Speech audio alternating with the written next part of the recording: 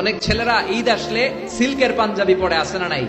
আমার যুবক ভাইয়েরা, সিল্কের পাঞ্জাবি এই ফ্যাশনটা তোমাদের জন্য হারাম।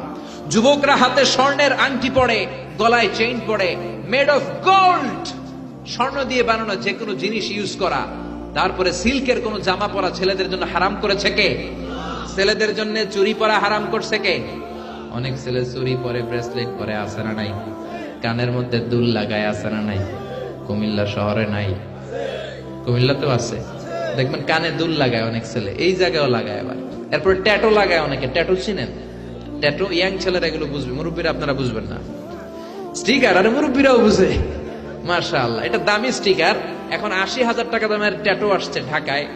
এটা ইলেকট্রিক্যাল শক দিয়ে, নিডল দিয়ে, ডাইং এর মাধ্যমে রং দিয়ে এই ট্যাটুটা বানায়। কোন মুসলমানের বাচ্চা এই ট্যাটু গায়ের মধ্যে লাগাতে পারে?